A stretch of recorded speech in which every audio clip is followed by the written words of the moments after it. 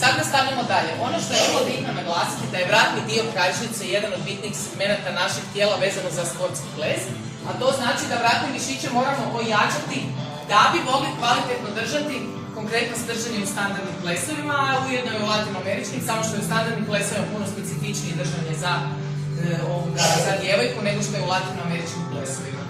Ono što je bitno, uzmite bilo kakvu loptu doma koju imate, stavite ju iza na kontinent, pomaknite se naprijed da možete i rolate glavom loptu.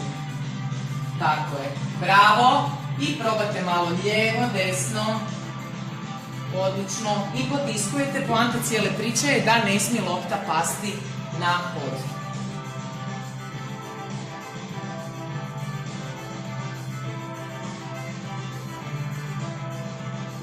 Odlično. Gore, Artur, malo. Hop. Istu tu vježbu možemo provoditi na sljedeći način. Da uzmemo loptu, da ju stavimo.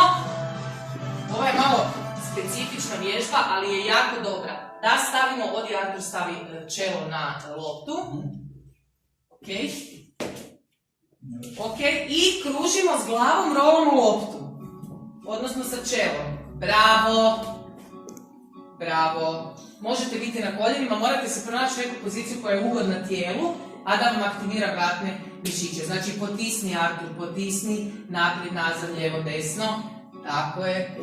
Odlično. Tako. Bravo. Ovo su male gume. Naime, postoji s vremena na vrijeme u Lidlu akcija za ovakve male gume i ne dođu više od 10-15 kuna, pa bi bilo poželjno da si nekad to kupite.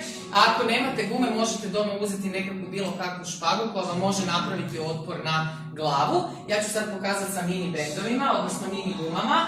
Ovako ćemo, uzmeš jednu, samo će Artur pokazati. Ovo su najpoznatljivije vježbe po meni za nas plesače. Je da staviš gumu na čelo, ok, predivno izgledamo tako, i radiš u jednu stranu sam sebi otpor. Ok, na isti način možeš ići, može ti neko držati iza, naprijed, i na isti način možeš ići iza. Dobro, najbitnije je da prođeš kroz sve tri tjelesne ravnine, odnosno da ta guma posluži da daje otpor onoj kretnji koju ti misliš napraviti sa svojom vratnom kralježnicom. A dobra je i zbog toga što si u stojećoj poziciji, moraš se izaktivirati cijelo tijelo i spustiti ramena dolje, izaktivirati lopatice i onda ovaj tu kut koji trebamo dobiti je duži. Odnosno imamo veći kut, pa nam ljepše izgleda i standard držanja. Eto ga.